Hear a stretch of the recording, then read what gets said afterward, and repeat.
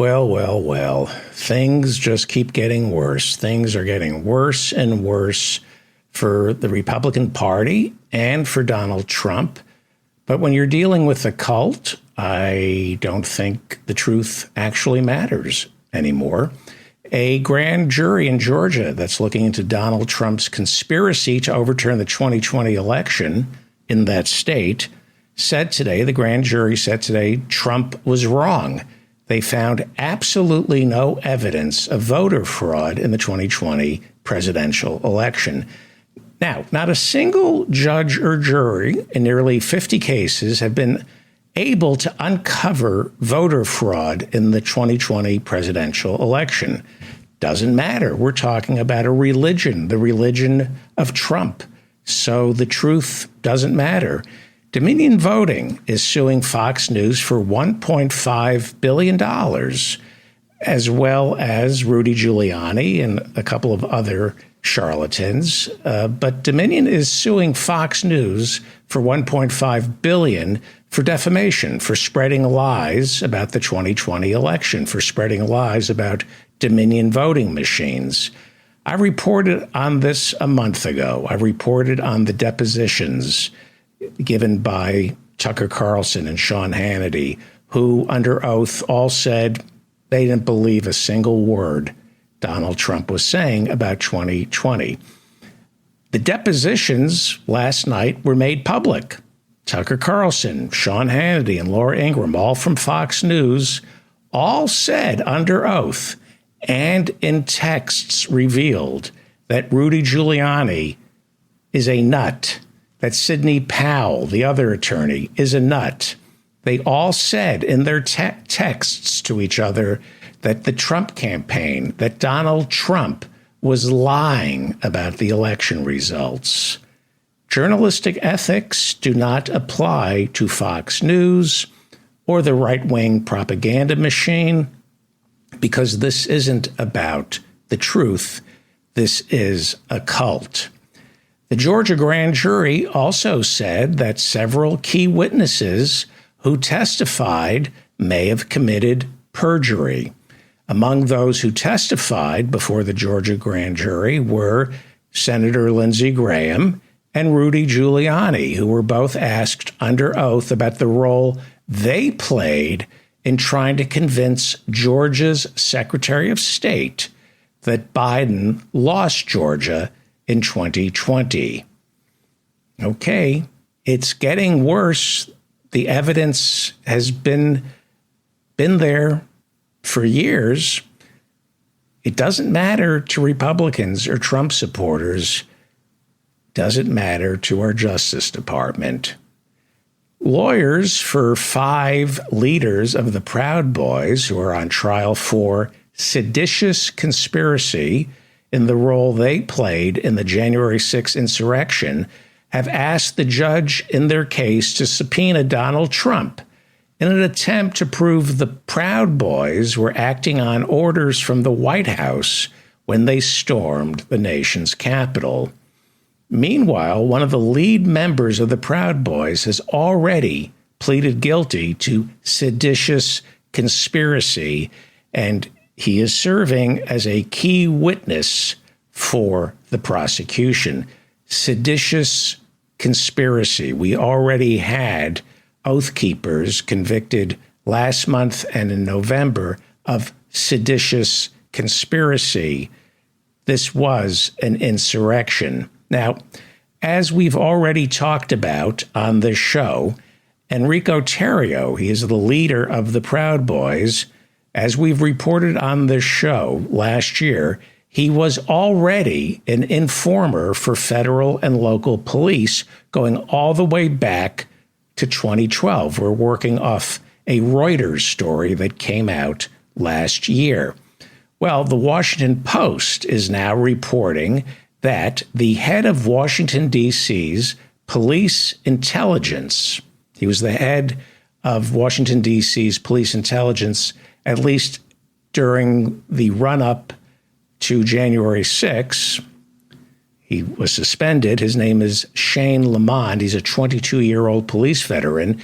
He has been suspended this week as the FBI investigates new evidence that he was in communication with Enrique Tarrio, the head of the Proud Boys. He was in communication with him for months leading up to the attack on the Capitol. New text messages between Enrique Tarrio, the head of the Proud Boys, and Shane Lamond, who was Washington, D.C.'s police intelligence chief. New text messages show the head of Washington, D.C. police intelligence was telling the head of the Proud Boys where and when he was likely to be arrested. He was also, according to the Washington Post, sharing the status of Washington, D.C. police investigations into the Proud Boy leader's friends. Lieutenant Lamond, the suspended intelligence chief for Washington, D.C. police, Lamond insists that's how D.C. intelligence handles an informer. Perhaps, but the FBI is looking into this.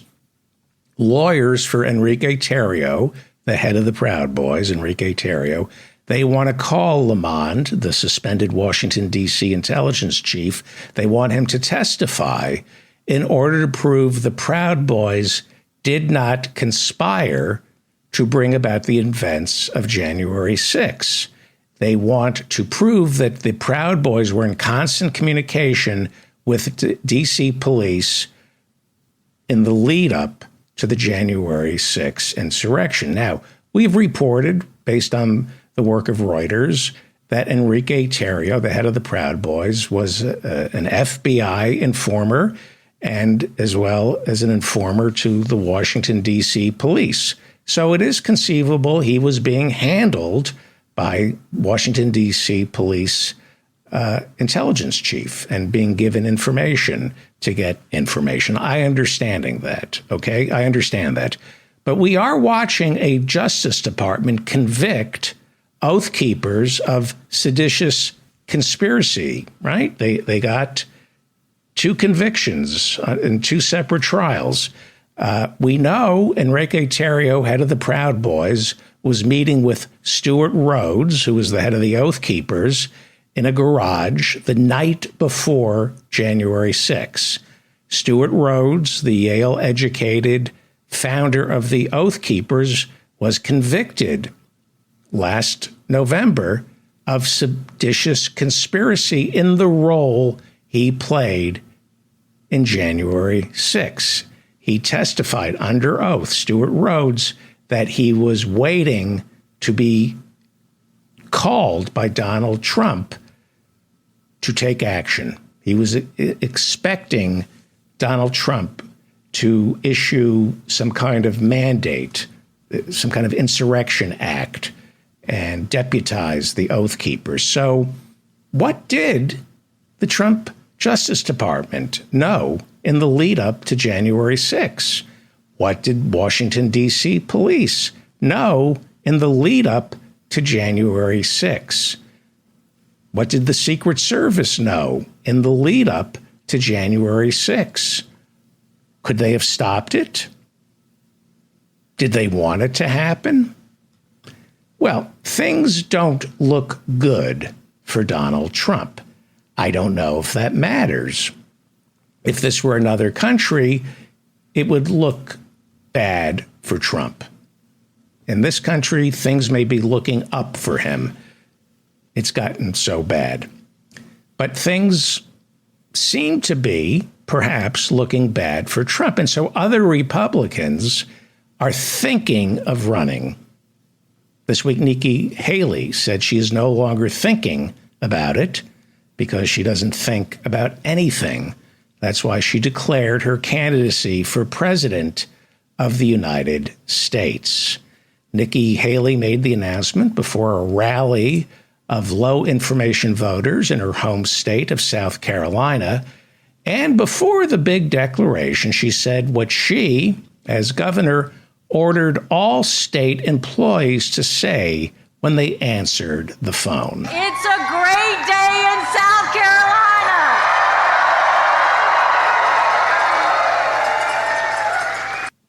And right before making the big announcement, she thanked all the people who warmed the crowd up for her, including a Pastor Hagee. You know, I have to say before I start, I've got to give a shout out to the people who took the podium before me. To Pastor Hagee, I still say I want to be you when I grow up. Thank you. Pastor Hagee, Pastor Hagee, Pastor Hagee. I still say I want to be you when I grow up. Thank you. That's sweet. She wants to be just like Pastor Hagee when she grows up. And I was trying to remember Pastor Hagee. Why does that name sound so familiar? And then I remembered that Pastor Hagee hates Jews, Catholics, Muslims, and homosexuals. Pastor Hagee is a bigot, and he's a Christian minister. Of all the religious leaders to christen her voyage, Nikki Haley picked Satan. He is Satan. In 1968, John Hagee endorsed the third-party bid of segregationist George Wallace for president. Now, back in 2008, he is an opportunistic infection. When it became apparent that John McCain was going to get the Republican nomination, Pastor Hagee endorsed him. McCain accepted the endorsement, but then rejected it. This is from the 2008 Washington Post. Senator John McCain on Thursday repudiated the presidential endorsement of the Reverend John Hagee after learning about a sermon in which the mega church pastor from San Antonio declared that God allowed the rise of Adolf Hitler because it resulted in returning Israel to the Jewish people. But it gets a lot worse. It gets a lot worse than that. Sermons of Pastor Hagee had materialized in 2008, in which he went on about the Holocaust, saying it was God's will. And then Max Blumenthal, the great reporter, reviewed all his sermons back in 2008 and reported that Hagee told his congregants the Antichrist was a Jewish homosexual, which makes no sense, but it does explain the Andy Cohen phenomenon on Bravo. Nikki, any comments about Pastor Hagee, your opener? I still say I want to be you when I grow up. Thank you. You still say that. You want to be like Pastor Hagee when you grow up, even though Pastor Hagee said after Hurricane Katrina in 2005 that it was the fault of a planned gay pride parade. Thousands of people lost their lives in 2005 after Hurricane Katrina, and Pastor Hagee says it was all caused by a gay pride parade that New Orleans was planning for that week. Nikki Haley, what are your thoughts about the pastor you picked to open up your run for president? I still say I want to be you when I grow up. Thank you. Kind of like Ronald Reagan declaring his candidacy in Philadelphia, Mississippi, the site of the slaughter of all those civil rights workers. You're just sending a message, aren't you, Nikki Haley? You're sending a message by asking John Hagee, Pastor John Hagee, Satan, asking him to be the religious leader you turn to christen your campaign. You're sending a signal, the same signal Ronald Reagan sent in 1980 in Philadelphia, Mississippi, that you have no problem with xenophobic bigots. You are running, Nikki Haley, in a party that hates you. They hate you because you're a woman. They hate you because you're not white. They hate you because at one time in your life you were a Sikh. It's pronounced Sikh among the Punjabis. So but we'll call you Sikh for the American audience, that you were born a Sikh and you converted to Christianity, but the people whose votes you're asking for, they're not going to give it to you because they still see you as a Sikh. They still see you as a woman and a person of color. Now, some Republicans, Nikki, they'll pretend to support you. But then there are the more responsible Republicans, the ones who speak the truth, like Ann Coulter, who went on local radio in New York on Thursday to tell Nikki Haley she should go back to India, which is strange because Nikki was born in South Carolina, but with this Republican Party, the truth doesn't matter. Ann Coulter then said, quote, "This is my country, lady," insisting Nikki Haley, who Ann Coulter referred to as baby cakes, insisting she was from India. Coulter said, quote, What's with the worshiping of cows? They're all starving there and they're worshiping cows." This is Ann Coulter, considered the Bill Buckley of paleo-conservatives in the Republican Party. What's with the worshiping of cows? They're all starving there and they're worshiping cows. So Ann Coulter, let me explain this, you racist moron.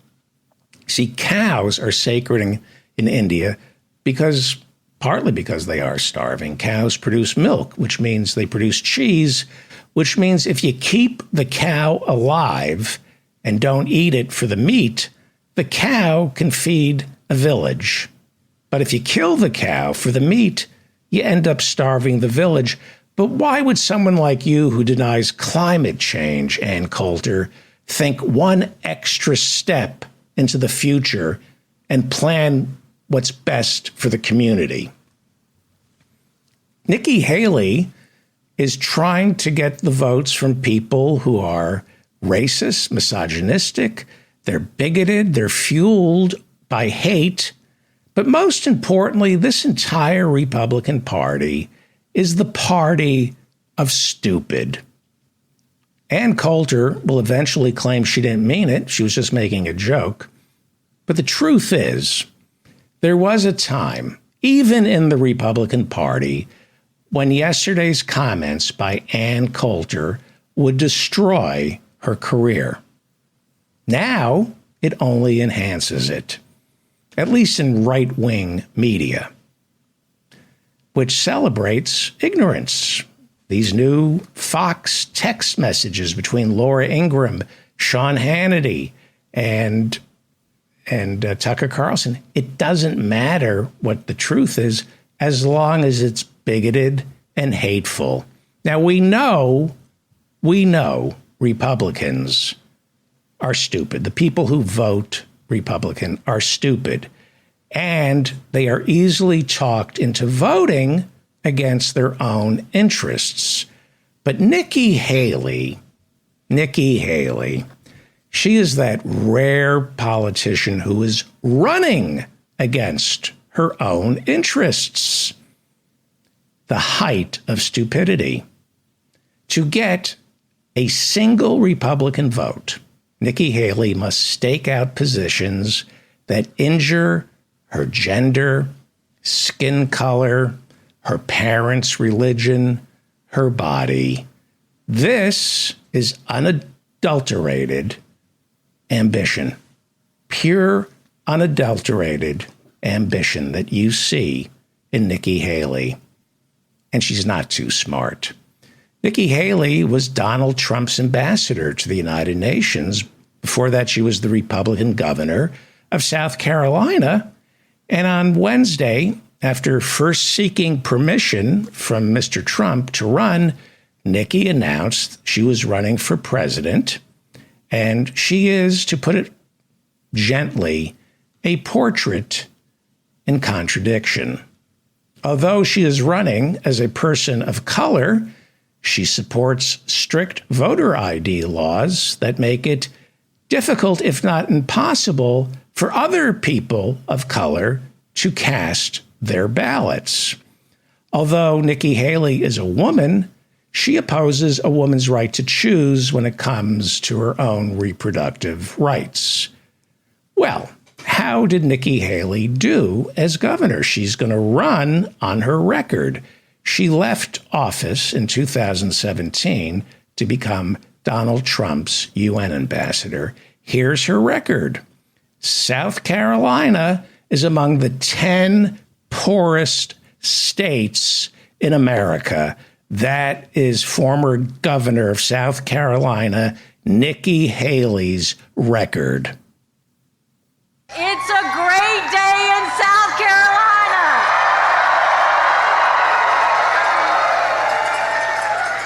It's a great day in South Carolina if you're at Charleston International Airport leaving it.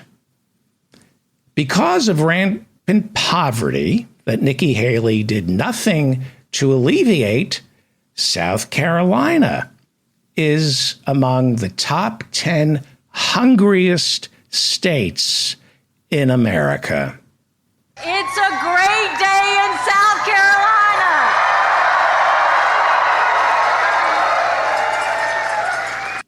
Basically, when Nikki Haley keeps saying it's a great day in South Carolina, and that's what all government employees were ordered to say when they answered the phone, it's a great day in South Carolina, you're basically bragging about the weather. You can't be bragging about anything else about South Carolina other than its weather, which, if you haven't noticed, is getting a lot worse thanks to Nikki Haley's climate change denial as UN ambassador under Trump. It's no longer a great day in South Carolina. It's hotter, more humid because of climate change. There's more flooding, more hurricanes, and a new breed of even nastier mosquitoes, one of whom is running for president. And that mosquito's name is Nikki Haley, who, as governor of South Carolina, made sure that South Carolina refused to accept Medicaid expansion under Obamacare. As a result, South Carolina's life expectancy is among the lowest in America. Among the lowest in America. Now, I know Republicans play golf, Nikki, but the idea with life expectancy, unlike your golf score, life expectancy is supposed to be high. See, when it comes to life expectancy, South Carolina is shooting a 74, which is way below par, and that's not good to shoot below this kind of par. You have no record to run on other than the very thing you oppose, identity politics. But it's not what she does for the voters. It's what Nikki does for her corporate backers. She doesn't believe in Medicaid expansion, but she supports privatizing Medicare and turning it over to health insurance companies. Because what's good for corporate America is good for Nikki Haley. South Carolina is among the bottom 7 when it comes to states with the highest death rates from car accidents. But Nikki Haley doesn't care because it's all about freedom, the freedom to go barreling through your windshield. Here she is back in 2010 when she was running for governor, being interviewed by the fine fellas from the Sons of Confederate Veterans. The Sons of Confederate Veterans. Here she is trying to get them to vote for her. She is telling the Sons of Confederate Veterans that she's against seatbelt mandates and motorcycle helmet mandates, which means that when she becomes governor, her police won't ticket you for not buckling up. You won't get ticketed if you're a motorcyclist and you're not wearing a helmet, even though brain injuries are perhaps the single most expensive medical expense for state-funded health care. Then again, brain injuries are also the Republican Party's single most effective recruitment program. Nikki Haley. Let's listen to Nikki Haley telling the Sons of Confederate Veterans back in 2010 that she is opposed to seatbelt mandates. And anybody in the House or Senate can tell you I do not support mandates. You know, whether it's seatbelt, whether it's helmet, whether it's anything, I've never voted for it. I've actually fought against it. Well, here she is proving that she's also a constitutional scholar. Again, back in 2010, when the Sons of the Confederacy, what are the Sons of Confederate Veterans, she was seeking the votes of the Sons of the Confederate Veterans, they asked if South Carolina, get ready for this, and trust me, it gets worse. They asked if South Carolina had the right to secede from the Union. Do you believe that the states of the United States have the right to secede from the Union? I think that they do. I mean, the Constitution says that. If it became an issue where the state of South Carolina needed to secede from the Union, would you support it? You know, I'm one of those people that doesn't think it's going to get to that point. And let me tell you why. I don't think we need to know why. She says the Constitution says that South Carolina has the right to secede from the Union. Whose Constitution are you talking about? The Confederacy's Constitution or the American Constitution? Because if you ever read the U.S. Constitution, you would know that no state is allowed to secede. The Confederate flag. This is a picture of one of the insurrectionists walking through the Capitol on January 6th, and he's carrying a Confederate flag. The flag is a symbol of insurrection, of anti-American racist hate. It is the Nazi flag. The Confederate flag is the Nazi flag. But it took a white supremacist by the name of Dylan Roof to shoot to death 9 black people, including a state senator, in 2015 in South Carolina. It took this tragedy for Nikki Haley as governor to consider removing the Confederate flag from flying over her state house. Now, after the shooting, all the other flags above her state house were flown at half-staff, except the Confederate flag. It continued to wave. Haley was too chicken shit to order the Confederate flag down or even fly at half-staff, even though Dylan Roof, the mass murderer, was covered in Confederate flags. This is Nikki Haley running for office back in 2010, telling the Sons of the Confederacy her thoughts on the Confederate flag. We'd like to know what your position is on the Confederate flag. You know, I feel like it's been resolved to the best of its ability. You know, for those groups that come in and say they have issues with the Confederate flag, I will work to talk to them about it. I will work and talk to them about the heritage and how this is not something that is racist. This is something that is a tradition that people feel proud of. It's not racist. It's a tradition that people feel proud of. Slavery is not racist. It's a tradition. And I guess in certain parts of South Carolina, racism is a tradition and part of their heritage. Then Nikki Haley, back in 2010, was asked by the Sons of the Confederate Veterans if she would support Confederate History Month.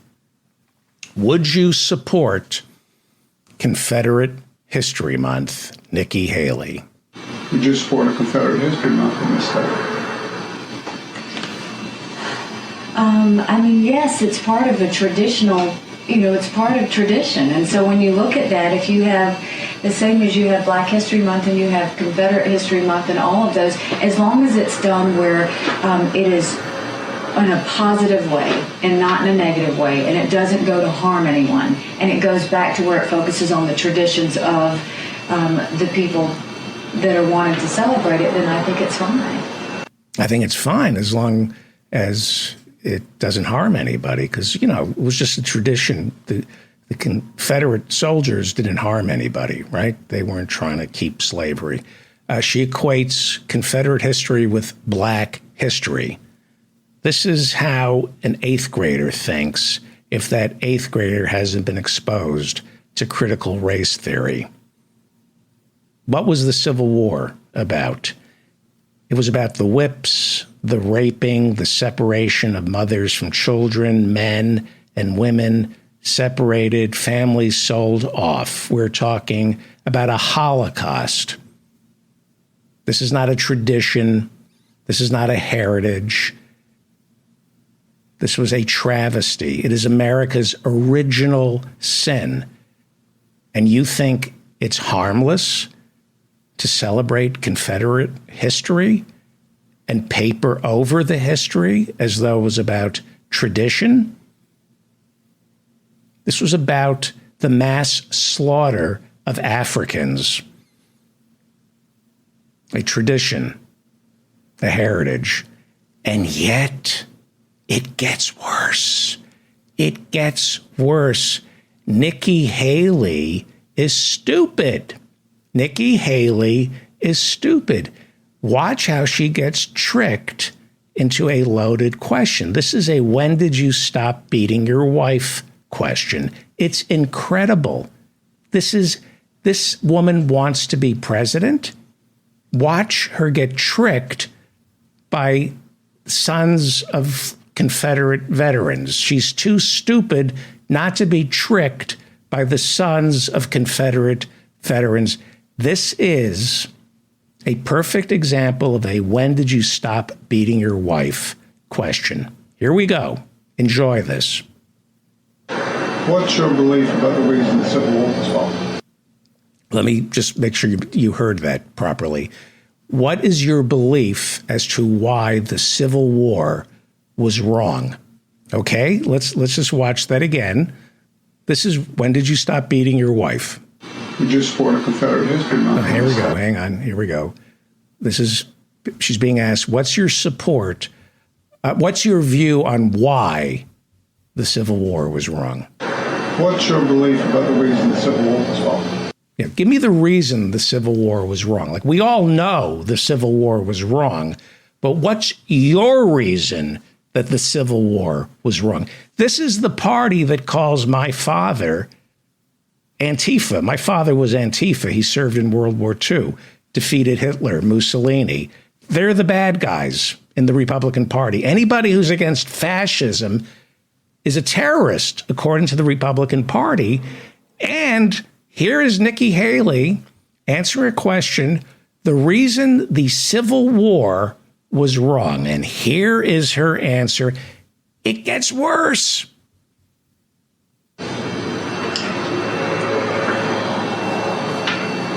I mean, again, I think that as we look in government, as we watch government, you have different sides. And I think that you see passions on different sides. And I don't think anyone does anything out of hate. I think what they do is they do things out of tradition and out of beliefs of what they believe is right. I think you had one side of the Civil War that was fighting for tradition, and I think you had another side of the Civil War that was fighting for change. You know, at the end of the day, what I think we need to remember is that, you know, everyone is supposed to have their rights. Everyone's supposed to be free. Everyone's supposed to have the same freedoms as anyone else. So, you know, I think it was tradition versus change is the way I see it. Tradition versus change on what? On individual rights and liberty of people. So the Civil War was just tradition versus change. That's how she saw the Civil War. It's just a difference of opinion. It wasn't about hatred. It was the South wanted to maintain their tradition, and the North wanted to change. And this is an age-old dialectic that's been going on for centuries. Tradition versus change. What is your belief on why the Civil War was wrong? Now, that answer, I feel like playing it again, doesn't just disqualify her from running for office ever again. It disqualifies her from the human race. She's a Neanderthal, and that's cruel to Neanderthals because they had a sense of community. This is just craven ambition. It is the reason we need to teach critical race theory. The fact that somebody as recently as 2010 would run for governor of South Carolina and say that the Civil War was wrong. She doesn't correct the Sons of the Confederacy. She doesn't say it was wrong for South Carolina to secede. She doesn't say that. What's your belief on why Lincoln, this was the question that she answered. What's your belief on why Lincoln was wrong for fighting to make South Carolina stay in the Union? Right? The party of Lincoln. She's running to be president in the party of Lincoln, and she's saying the Civil War was wrong. She is rendered stupid by her craven ambition. She is tricked into openly admitting that the Civil War was wrong. One side was fighting for tradition. One side was fighting for change. Well, the North, which was right, and the South, which was wrong, the South lost. You craven moron. The tradition was this. His name was Gordon. He was a slave in Louisiana. This is a picture. I got to warn you. This is a picture taken of his back in 1863. It was distributed by abolitionists who wanted to change the tradition that Nikki Haley seems to be so understanding of. You see why it is absolutely necessary to teach critical race theory to ignoramuses like Nikki Haley? It gets worse and worse. Like I said, this doesn't disqualify her from becoming president. It disqualifies her from the human race. She is not a human being. South Carolina. Now, about 26.5% of South Carolina is African American. And I can assure you they're not voting for Nikki Haley. But they do vote. The African Americans in South Carolina do vote, which is why Joe Biden and the Democrats have made the South Carolina primary first in the nation. It's official. They voted, and it's been passed, and South Carolina will replace Iowa and New Hampshire. New Hampshire is going to put up a fight, but as of 2024, South Carolina will create the Democratic frontrunner from now on. Biden says it's in order to give African Americans more of a say in choosing the nominee.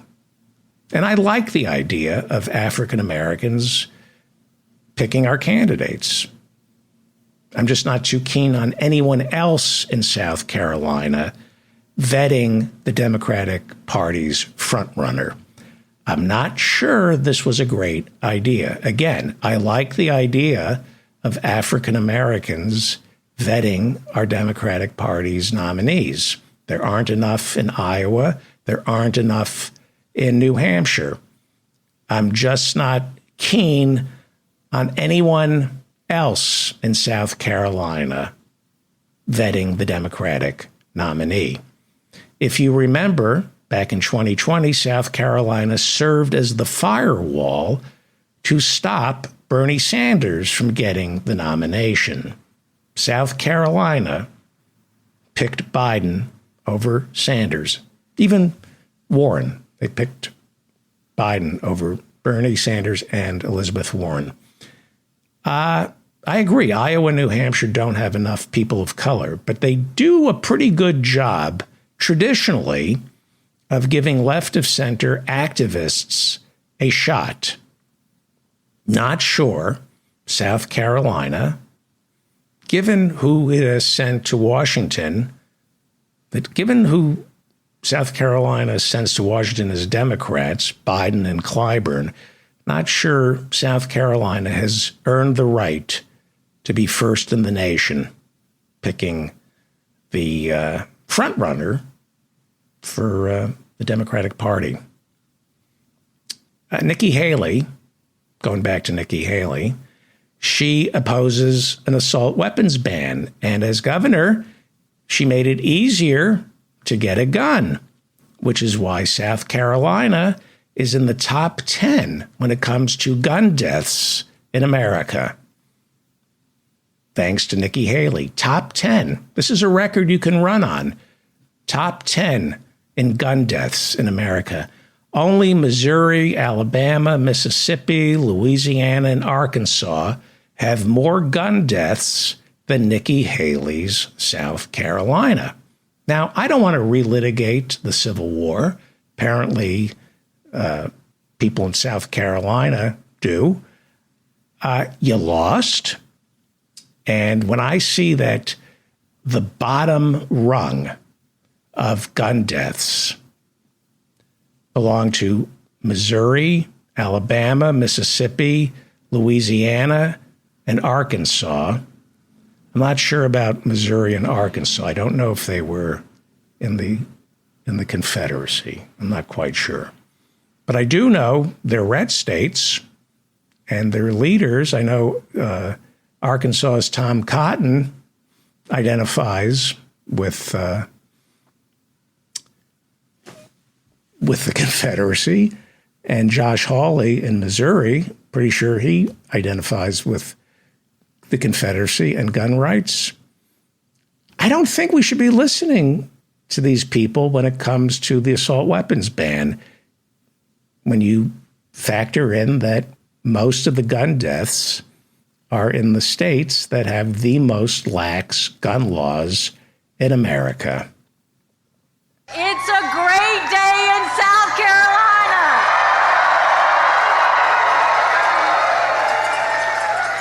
If it's such a great day in South Carolina, Nikki Haley, then I have an idea. Why don't you stay there? If it's such a great day in South Carolina, don't run for office. Stay in your beautiful South Carolina and don't bother us. Don't bother us. Yeah. I'm having a little bit of a technical problem. There we go. Okay. All right. Sorry about that. We do this show live, and it's amazing that I just don't break everything. I may. Let's just see if I can do this. No. Damn it. Okay. Hang on. Okay. You're frozen on me. While I'm trying to fix this, please remember that office hours starts at 6 p.m. on Friday. And all you need to do is go to my website, and hopefully my website is working. This is just, come on. Man. Are you, I'm not going to curse, you bastard. What do you think about my computer software? If you agree with me, please join the conversation in the chat room. You bastard. I hate everybody. I really do. I can't believe this. Oh, you mother. Want to watch a boomer lose it? I am told that there is a market on these video sites to watch an aging baby boomer have technical problems. Well, okay. That's it. My notes, I can't see my notes. So I was going to talk about East Palestine and other things, but I can't find anything. Okay. Damn it. Please share this video. Not this part. How long have we been doing this? Okay, the first half hour was pretty good. And quite frankly, if I were watching a baby boomer falling apart, I would find this to be the most enjoyable part of his crappy little podcast. Watching him being reminded of what a loser he is. This is gold. This is the highlight of the week. This is what people want to see. I should just start breaking everything. The rage that I feel right now is unbelievable. Unbelievable. Okay. Nikki Haley converted to Christianity. She was born a Sikh if you're Punjabi. This is what, and let's hope this works. Let's hope this works. This is from The Guardian, 2018, okay? This is from The Guardian. I'm going to go full screen here. Does it work? I don't even know if you can hear me, but this is from The Guardian. The violence is always there. Life as a Sikh in Trump's America. Many Sikh civil rights groups believe that the Trump presidency is to blame for a 17% spike in anti-Sikh violence since the 2016 election. And yes, I'm trying to fix my software. Hang on. Hey, you know what? There we go. Hang on. I fixed it. Did I fix it? Okay. Let's pretend, hang on, let's just do a clean, let's pretend none of that happened, okay? And you'll notice that this is live. Did I break anything? Did I curse? Did I curse? You have no idea what I wanted to say, but I have restraint. I shit my pants, but nothing filthy came out of my mouth. All right. The Guardian. My notes are here. Nikki Haley asked Pastor Hagee, if you remember, to speak at her rally. Now, Pastor Hagee hates Jews, Muslims, Catholics, and homosexuals. I can assure you he also hates the Sikhs. And had Nikki Haley not converted to Christianity, if she were still a Sikh or a Sikh, he would not endorse you, Nikki Haley. You are not running to represent all of America. You're not even running to represent women or Christians, which you purport to be. You're running to represent yourself and yourself only because you are a political animal of the worst sort. You're not human.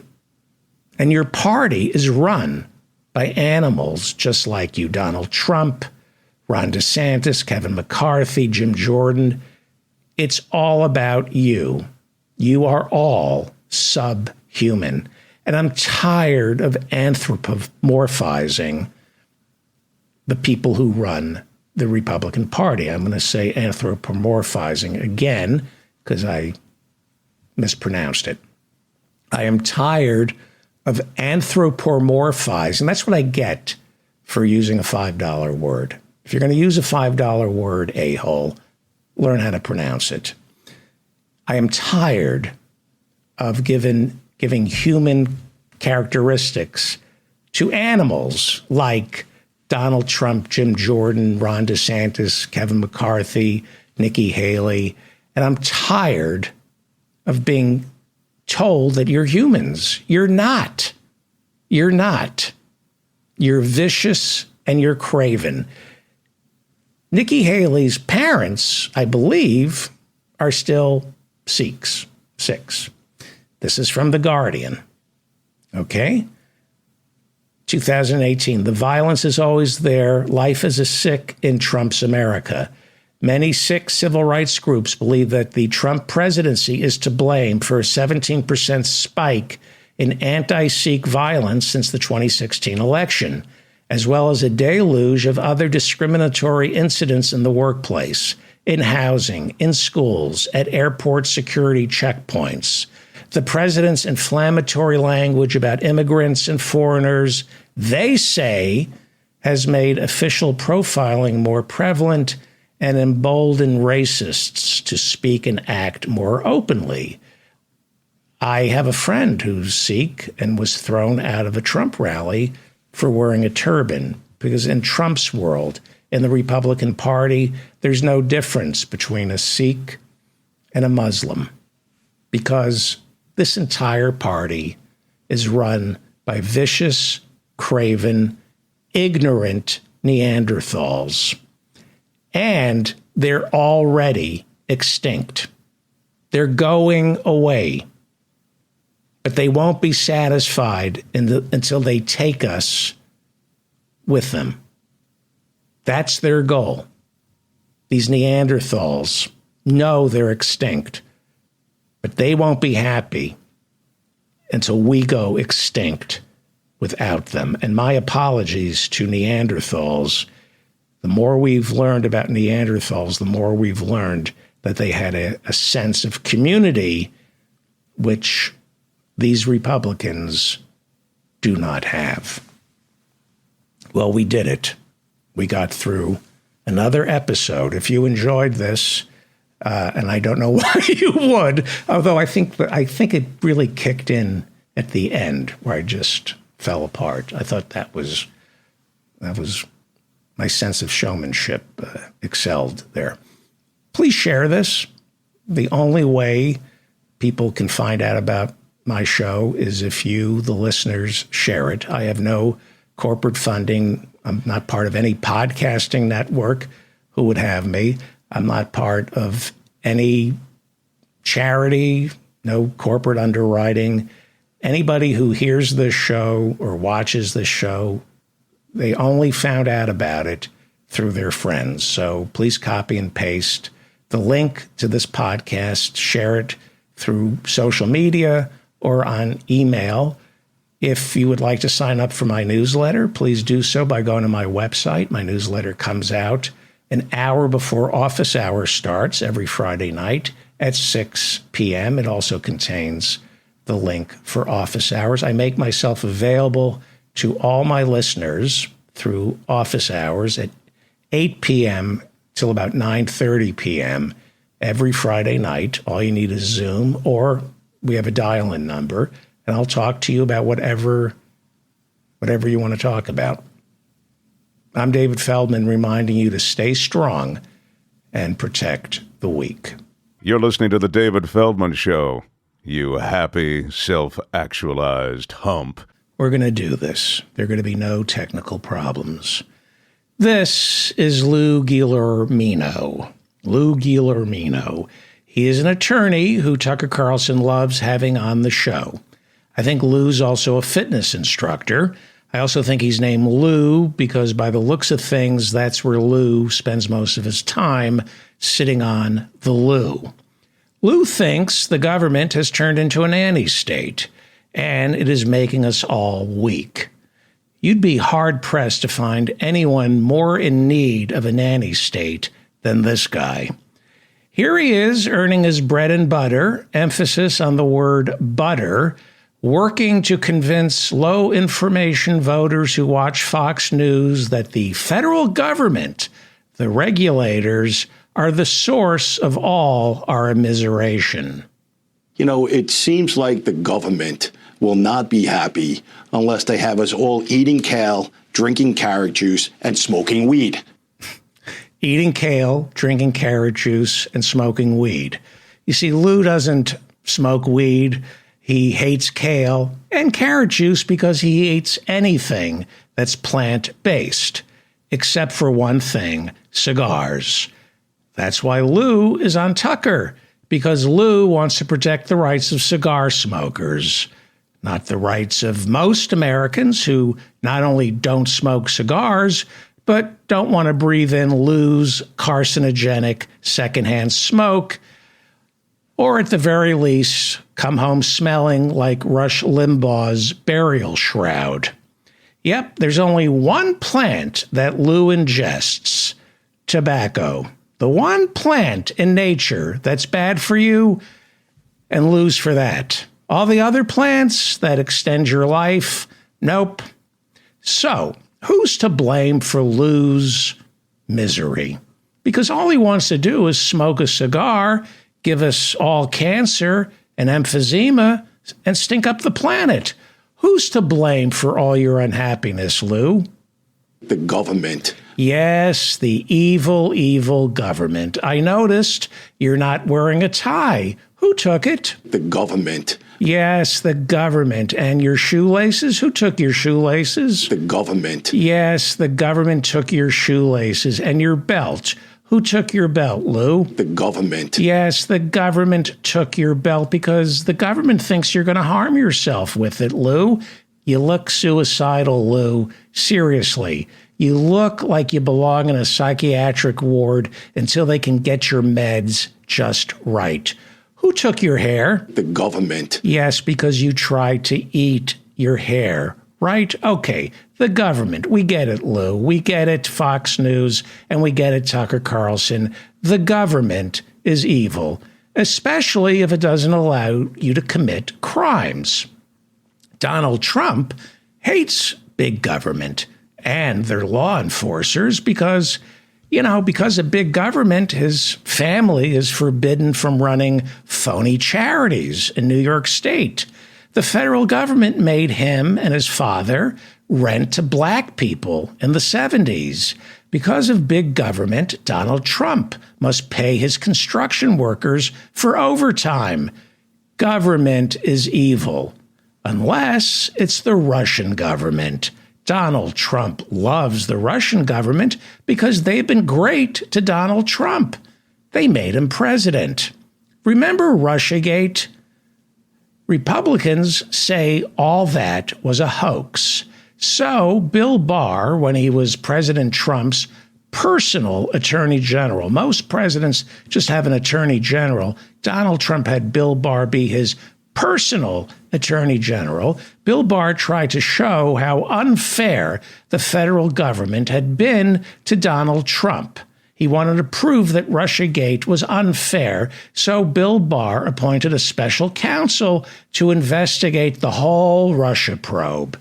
Back when Trump was president, he and Barr set out to prove that the FBI, Robert Mueller, the Justice Department, they all conspired to frame poor Donald Trump. They tried to frame him on some phony charge of working with Moscow to get elected president. The Durham probe, right?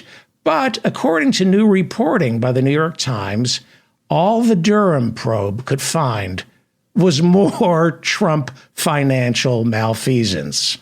Bill Barr, Donald Trump, and Durham set out to prove Donald Trump was the innocent party in all these investigations.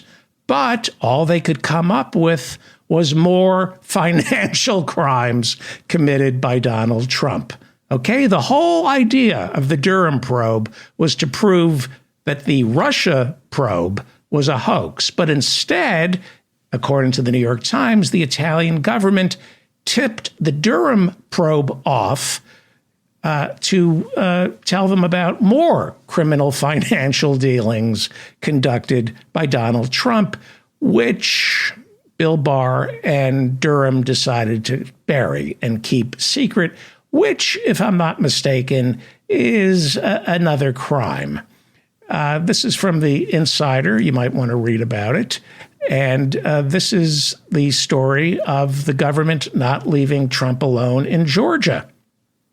On Monday, a judge in Georgia said they will release portions of a special grand jury report looking into Donald Trump's criminal conduct in attempting to overthrow the 2020 election results in that state. The judge says they are making portions of the grand jury report public because the grand jury now has reason to believe that several witnesses may have lied under oath. Lying under oath. I wonder which witness lied, because that would be incredibly rude to lie under oath. if we ever find out who that witness is, he will Rudy the day he ever decided to mislead that grand jury. Yes, he is going to Rudy the day he decided to mislead that grand jury. I'm not saying Rudy lied on the witness stand. I am saying that when Rudy was the mayor of New York City, it was all about the power of the local police. They would scream, "It's Rudy time," right before shoving a broom handle up an innocent suspect's rectum. Not making that up. Rudy was all about the local police stopping and frisking. His police chief, Bernard Kerik, ended up going to prison, but not because of his policing, because he was stealing from the government, including 9/11 first responders. Trump had to pardon Kerik.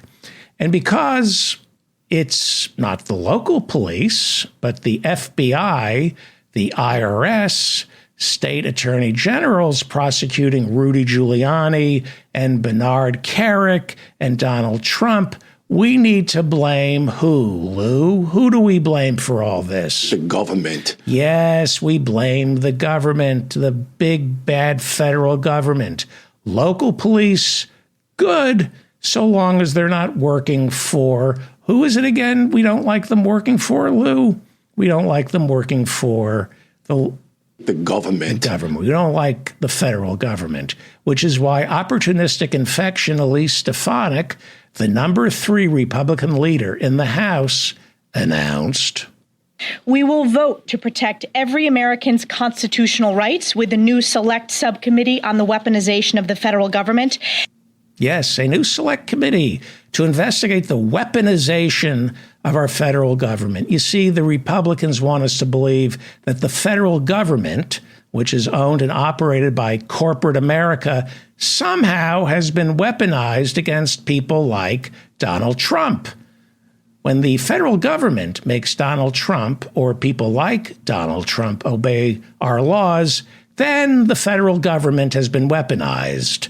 Donald Trump and the lick-spittles in his party, like Elise Stefanik, want us to believe that he, supposedly a billionaire, is powerless against a weaponized government that he oversaw. The president, who represents the richest 1%, is somehow the victim of a government whose only purpose is to protect people like Donald Trump. Which is why the congressman named to head the committee looking into the weaponization of our government is none other than wrestling coach Jim, I didn't see hundreds of my players get molested, Jordan. Jim Jordan thinks our government is weaponized because they won't stop looking into Jim Jordan's role in the molestation of hundreds of wrestlers at Ohio State. They want to know how it was possible that Jim Jordan's locker was right next to the locker belonging to a team doctor who molested hundreds, if not thousands, of athletes, some of whom Jim Jordan coached, and somehow Jim Jordan didn't know about it. Donald Trump loves Jim Jordan. In fact, he loves Jim Jordan so much, at the end of his presidency, he awarded Jim Jordan the Medal of Freedom, one of the highest civilian honors any president can bestow upon an obsequious fascist jack bootlicker like Jim Jordan.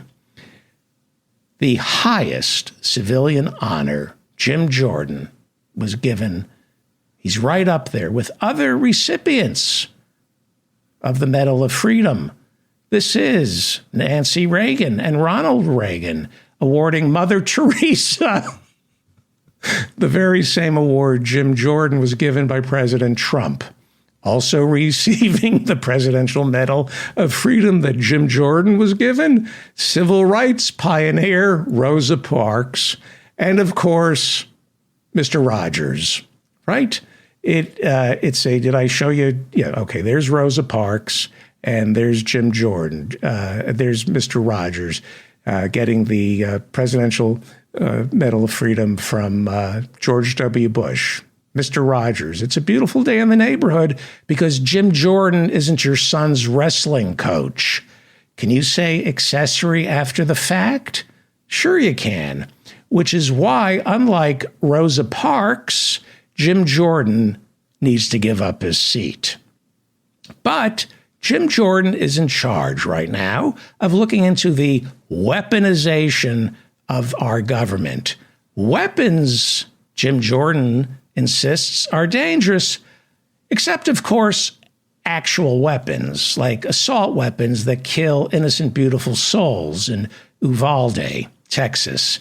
Here is Jim Jordan last year after the Uvalde shooting. Here he is speaking out against a weaponized government trying to take assault weapons away from weaponized school shooters. And today they're coming for your guns. 24 million of them. That's right, 24 million AR-style rifles are in the hands of law-abiding Americans today as we speak, and those individuals will not be able to sell or transfer that property. 24 million assault weapons, according to Jim Jordan, are under siege and must be protected. Jim Jordan, who took to Twitter last month, asked, "First they came for your guns, then your gas stoves, then your gas cars. What's next?" Well, Jim, nobody took away your guns, your stoves, or gas cars. So when Jim Jordan asks, what's next? He means, what's the next phony thing we should lie about to scare our low information voters into donating money to our lost cause? Well, how about this?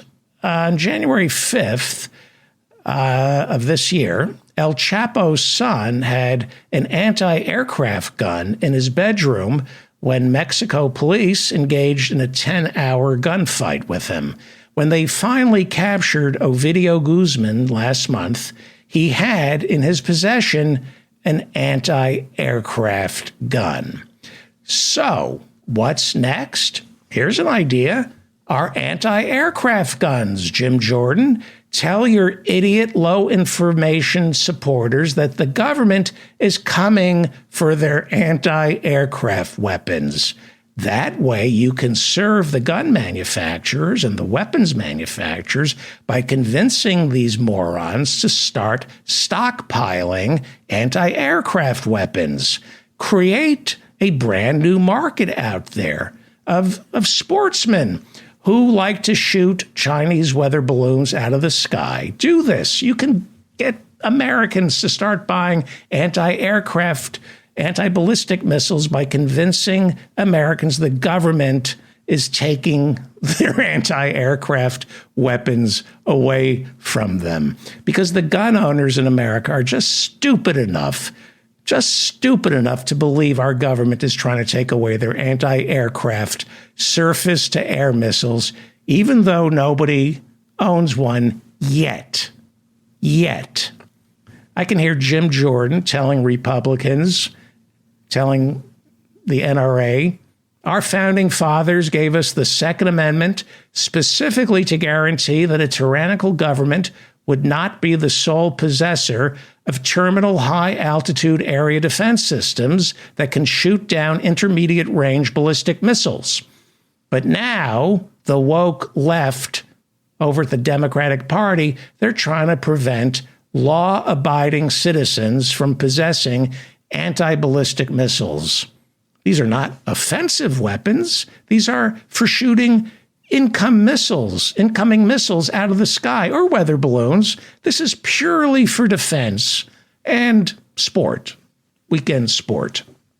But the Democrats, they want to deprive ordinary law-abiding Americans of their constitutional right to defend themselves from an overly intrusive government.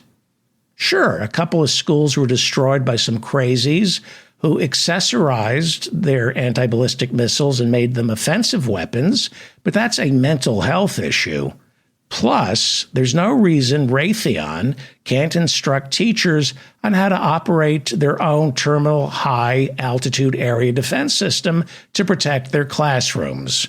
For as the great Wayne LaPierre often says, the only thing that stops a bad guy with a terminal high-altitude area defense system is a good guy with a terminal high-altitude area defense system. So, Jim Jordan is looking into the weaponization of our government. And nobody loves this committee more than Donald Trump. The new House Committee on the Weaponization of the Federal Government is a rare chance to expose the breathtaking corruption of the security state. Breathtaking corruption of the security state. Unless that same security state is paying millions of dollars to stay at a Trump hotel while they're part of your Secret Service detail, in which case, not so corrupt.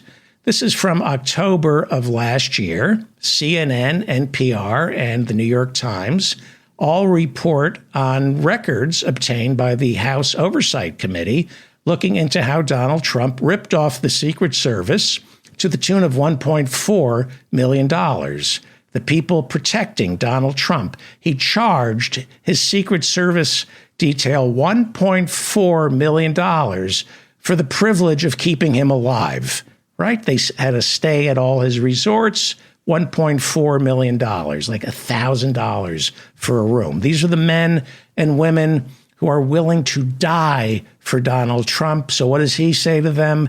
Give me $1.4 million. Continue, Donald Trump. The deep state, he says, is the biggest threat to our freedom in generations. The deep state is in fact, deep-seated. It's the greatest threat American freedom in generations has seen. You know, it's the greatest threat to your freedom, because unless you get the Republican nomination, you're going to prison, Donald. In his speech, Trump said it was the deep state. This is in his support for the committee for the weaponization, looking into the weaponization of our deep state. Donald Trump said it was the deep state that pushed the crowd into attacking the Capitol on January 6th. Listen to this. All the federal agents and informants and pressing the crowd toward the Capitol on January 6th. Yeah, he wants the committee to look into federal agents and informants from the deep state pressing the crowd forward on January 6th. Listen to this. It's quite remarkable. Here we go. Listen to what he says.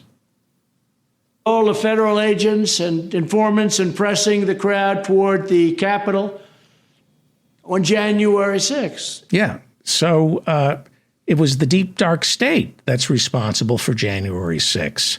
And as it so happens, I have video from January 6th of a deep state actor who did, in fact, push the crowd forward to invade the Capitol. This is a deep state actor. He's right. There was a deep state actor leading the charge on the Capitol. And after this, we're going to walk down and I'll be there with you. Yeah, this is incriminating evidence from January 6th of a deep state actor encouraging an insurrection. I believe this deep state actor actually was in charge of the deep, dark state. We're going to walk down. We're going to walk down anyone you want, but I think right here we're going to walk down to the Capitol. Wow, there you have it. The head of the deep, dark state encouraging an angry mob of armed supporters. Here's more evidence that it was the deep, dark state behind January 6th. And we're probably not going to be cheering so much for some of them, because you'll never take back our country with weakness. You have to show strength and you have to be strong. There you have it. Deep state actors encouraging the sedition, the insurrection on January 6th. Donald Trump is absolutely right.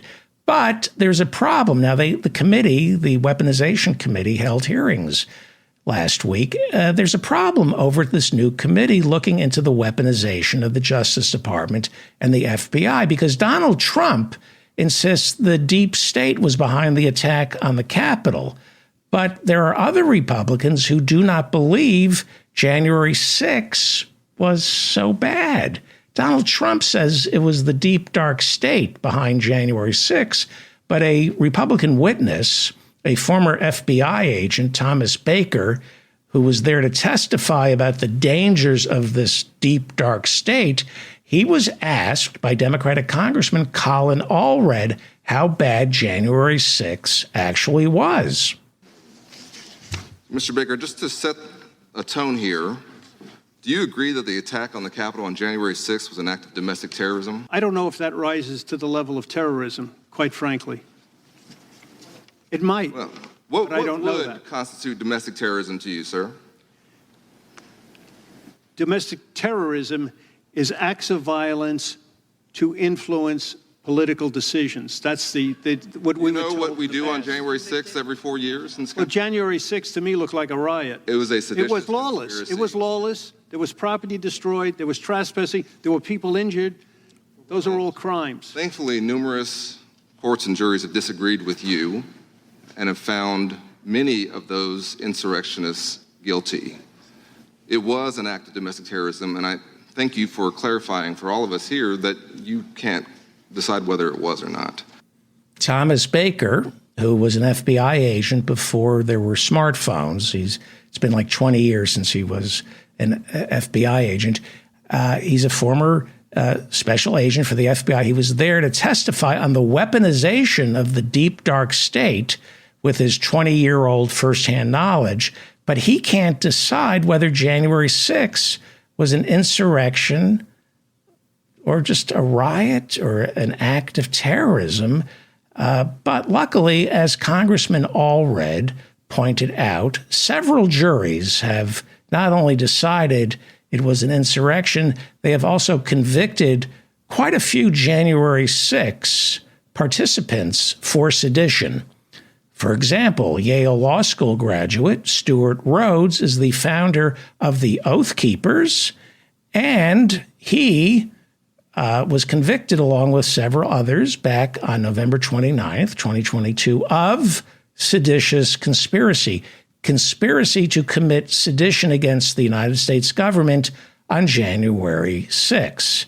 Then last month, January 23rd, 2022, last month, 4 other Oath Keepers were found guilty of seditious conspiracy. 2 juries so far have examined the evidence and concluded this wasn't a riot, as the witness for the weaponization of our government committee maintained. This was a planned sedition,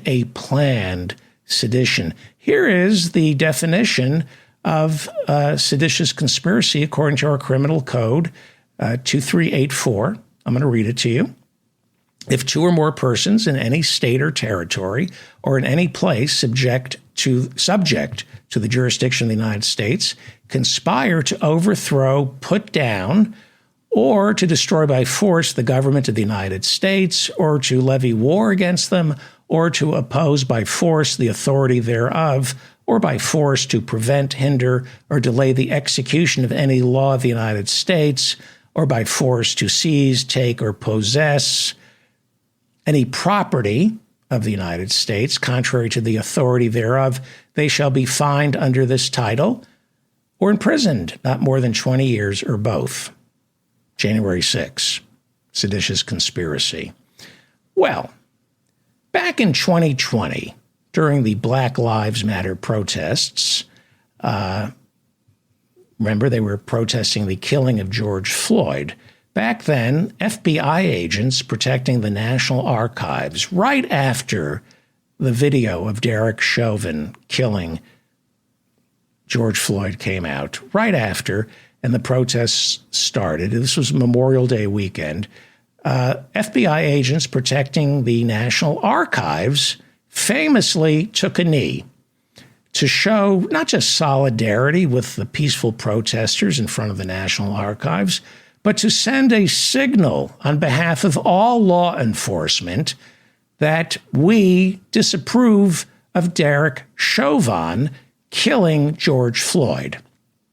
But this Republican-led committee looking into the weaponization of our government, believes that this was an example of our weaponized deep state, the FBI siding with Black Lives Matter, even though, they're saying that the FBI was taking sides against the police, even though the FBI, they are the police. Congressman Darrell Issa, last week during the weaponization hearings, questioned former FBI agent Nicole Parker about the deep, dark state that she came to testify about, right? Nicole Parker, former FBI agent, brought in by the Republicans because she believes there's a deep, dark state that is weaponizing the government. Here is Darrell Issa asking her to comment on her fellow FBI agents taking a knee immediately after the murder of George Floyd.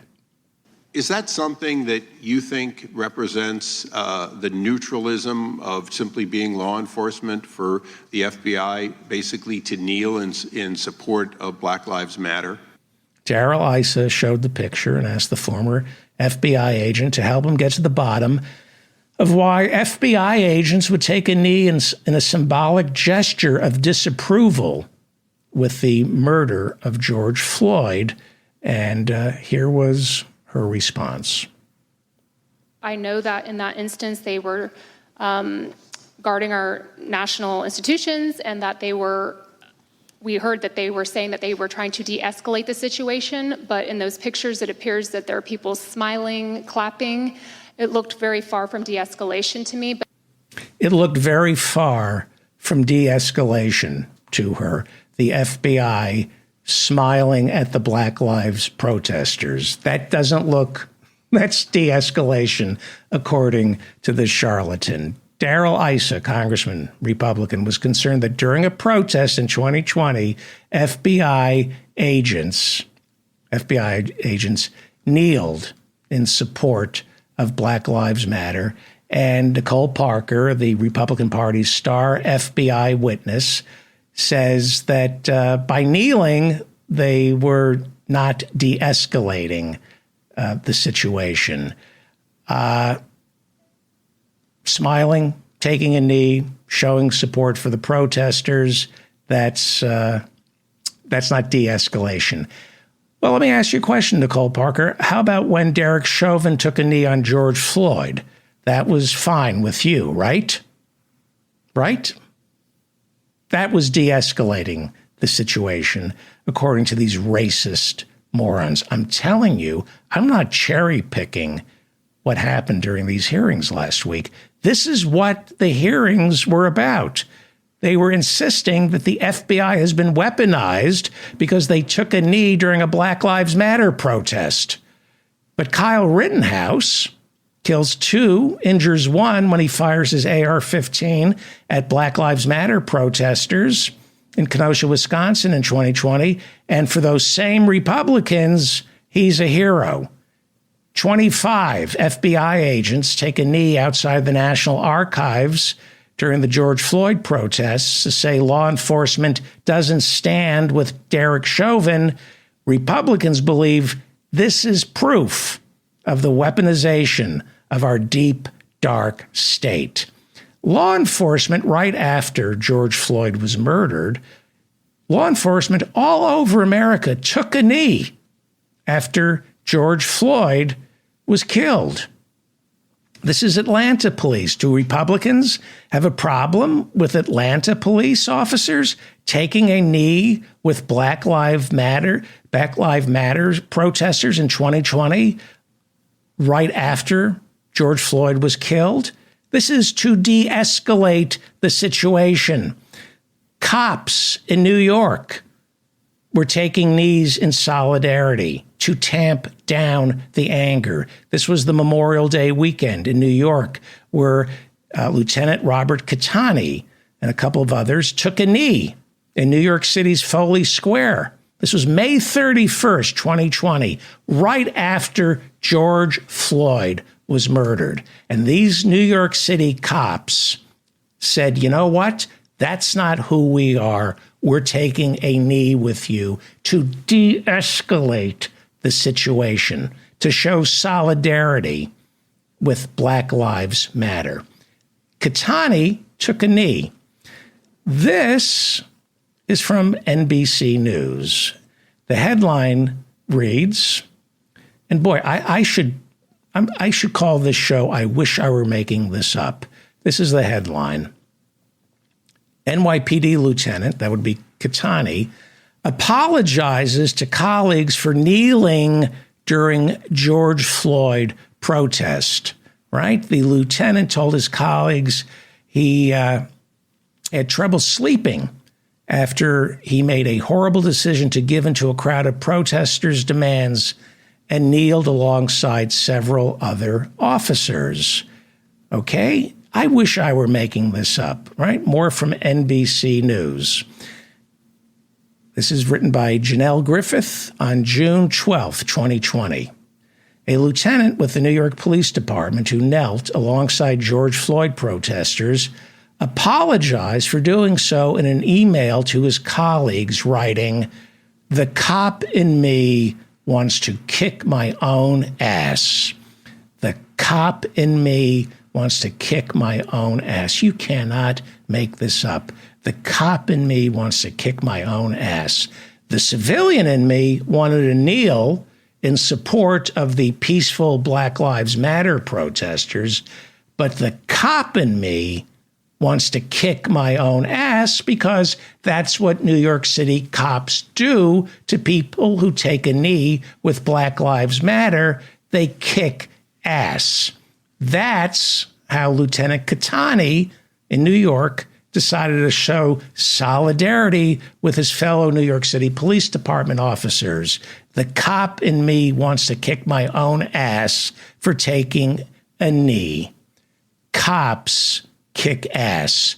We don't take a knee, we kick ass, especially the asses of Black Lives Matter protesters, which is why New York City police cost more than $1.5 billion in the past decade for their kicking ass. Headline, this is from the New York Times, February 2nd, 2023, about 2 weeks ago. Headline, New York pays $121 million for police misconduct, the most in 5 years. And you never hear Republicans complain about the billions of dollars these ass-kicking police officers cost taxpayers all over America. There's no money for the child tax credit, but if the police want to kick ass, go ahead, we'll pay the damages. From the New York Times, okay? $121 million last year, right? But when you factor in property damage, New York City taxpayers had to cough up $184 million last year to pay for their police officers kicking ass. See, it comes out of our pocket, these guys kicking ass, working out their issues, right? We have to pay for it. It doesn't come out of their wallet, it comes out of the taxpayer's wallet. So that officer who did the right thing right after George Floyd was murdered, he took a knee, but then he apologized. See, right at the beginning of the summer of protests in 2020, he apologized to his fellow cops, right? So New York City cops, they all stopped taking a knee. They didn't de-escalate. Instead, they whipped out their batons for the rest of the summer and started kicking ass. They could have taken a knee, right? They could have taken a knee, but they decided to kick ass. AP, here is a story from this week. 146 New York City police committed misconduct during the 2020 protests, according to a new report. Well, I read that and I said, well, that seems awfully low, only 146 police officers.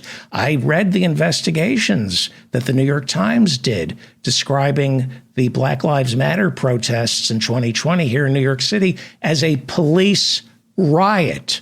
Read the New York Times.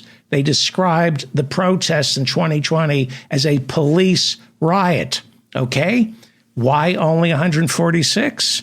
Well, let me read you the AP story. Nearly 150 New York City police officers committed misconduct, including using excessive force while responding to the 2020 protests over the killing of George Floyd, according to a new report released Monday by a civilian review board, right?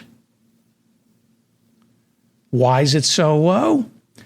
Investigations into more than 600 complaints about police conduct during the protest had to be closed because New York City police officers could not be identified.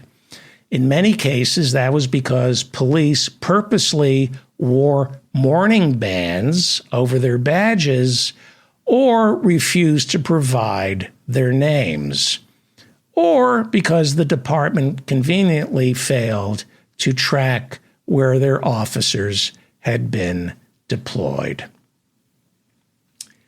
Yeah, but this weaponization of our government committee is going to look into the FBI, right?